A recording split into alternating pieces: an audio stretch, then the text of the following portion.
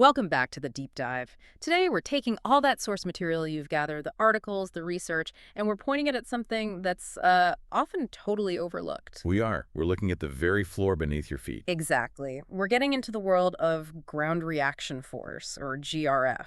And our mission here is to really, reorient your perspective a bit, to show that if your golf swing has a problem, the fix probably doesn't start with your hands. It starts with your feet. It almost certainly starts with how your feet are using the turf. We're hoping for some of those genuine aha moments today, the ones where you realize that a visual flaw, something that just looks like bad form, is actually the body's desperate attempt to solve a deeper problem, a problem with force generation. That's exactly. It's the difference between treating a symptom and curing the actual disease. Understanding how energy moves through the floor is just vital for decoding movement. Okay, let's jump right in and get technical.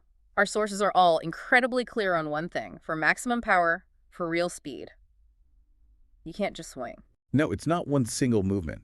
It's a sequence, a very, very specific order of generating force. They call it the kinematic sequence. And it's non-negotiable. It's the golden order. Yeah. If you get this order wrong, you leak power all over the place. And worse, you introduce these huge inconsistencies. So your body ends up fighting itself. Constantly. So what does this golden order actually look like from the ground up? The research points to three distinct phases. Three phases. And the sequence matters far more than just how hard you push. Step one has to be lateral force. Okay, so it's sideways movement first. It must start the sequence. The player pushes off their back foot, the trail foot. And that generates a force. A force that moves your center of mass sideways towards the target. This is the shift.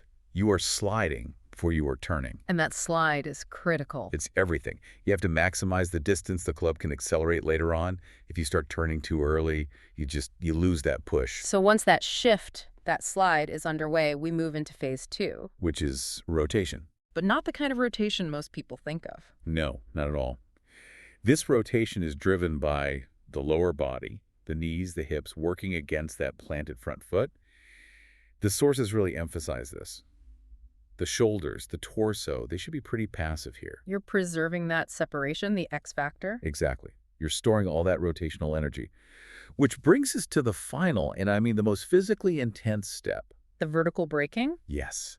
This is where the physics just gets so fascinating. It's the jump. People visualize it as a jump, but it's really the stop that matters. You push down hard into the ground, and then you rapidly break that upward movement with your front foot. So I'm picturing it like leaping up, but then immediately slamming on the brakes with that lead leg. That is a perfect way to think about it. Yeah. And the effect of that sudden braking is the key.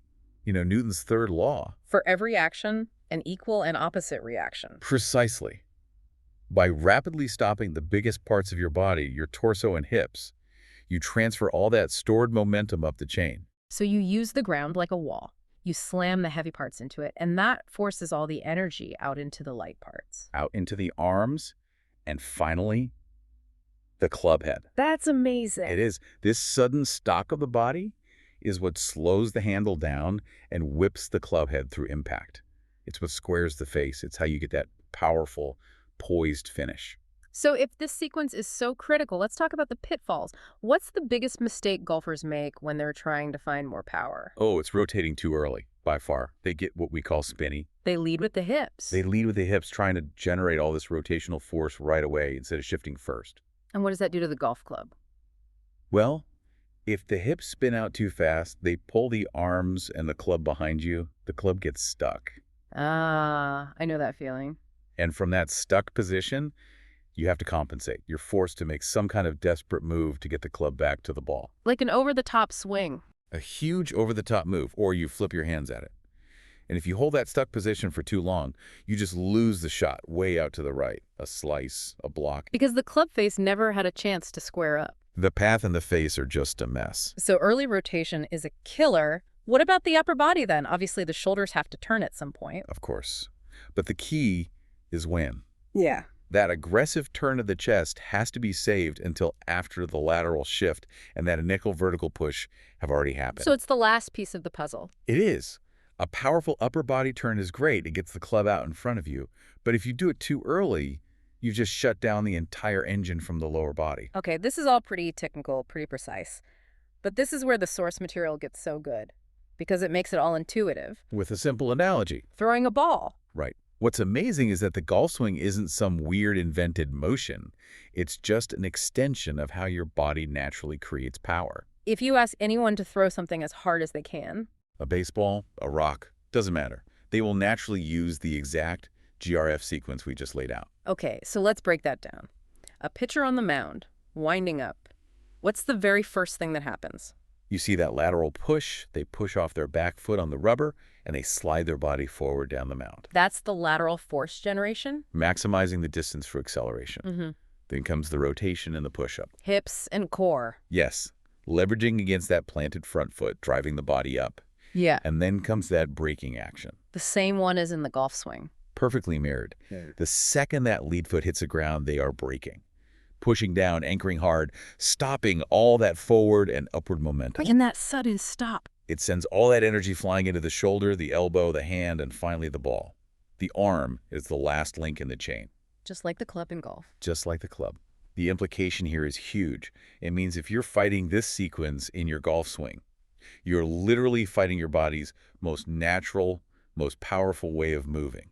Which brings us to the so what moment for everyone listening. You know, people are always tinkering with their swing. Mm-hmm. We spend hours trying to fix arm positions, hand positions. But the research is saying the root cause is almost always functional. It starts with the ground. This is the point that just can't be overstated. So many swing flaws that look like they're in your upper body are really just reactions to a sequencing failure down below. Let's use a classic example you mentioned, the crumpled knee. You see it on video, the lead knee just sort of buckles through impact. Right. And the typical fix you hear is straighten your knee, hold your finish. Which is a form-based fix. It's just treating the look of it. Exactly. It's telling them to fight the symptom. The knee's crumpling because the player failed to apply that vertical braking force with the lead leg. They didn't anchor. So the functional solution isn't about straightening the knee. No, it's about using the knee. The instruction should be to push back and push up with that lead leg. Force the brake. And when you apply that force correctly... The knee stabilizes naturally because it's finally doing its job as a proper lever. Okay, how about another one? Early extension. Hips thrusting toward the ball, standing up through the shot. Kills consistency. A huge one. Early extension is often just a misapplication of vertical force. How so? The player feels they need power, so they try to jump, but instead of shifting laterally first and then braking vertically, they just throw all their force up and forward at the wrong time. They peak their vertical force way too early. Way too early. They jump up and out. The whole chain disconnects. So fixing it isn't about keeping your butt back. It's about retraining the timing of that vertical thrust. The good news in all this, according to the sources, is that learning this doesn't have to be some overly scientific or cognitive process. No, not at all. In fact, the best training is often really intuitive and, frankly, fun. It's about feeling the ground. Right. It's not about complex thoughts. It's simple tasks like stepping back and then stepping forward into the swing. Shifting your center of mass, feeling that push. And if you want a tool that gives you instant feedback on this, The balance board. the balance board. Yeah. The sources are huge fans of it. It's described as a fantastic piece of kit to, and I quote, weed out unwanted forces, pulls, pushes, and rotations. So it's a lie detector for your pressure shift. A physical lie detector, yes. It's just a board with a pivot in the middle, so it rocks side to side. And the drill they describe, it forces you to follow that golden order. It does. You have to start with pressure on one side, move your mass to get pressure fully loaded on the other side, and then, this is the key, get pressure back onto the front foot before you start to rotate. And if you don't, if you spin too early. The feedback is instant. The board gets, as they say, sheared and spun. Sheared and spun. I love that phrase. What does it tell you? It tells you that your rotational force, your upper body, is trying to overpower the sequence. You're spinning instead of pushing up from the ground. The board doesn't care if you hit a good shot. It only cares about the efficiency of the sequence.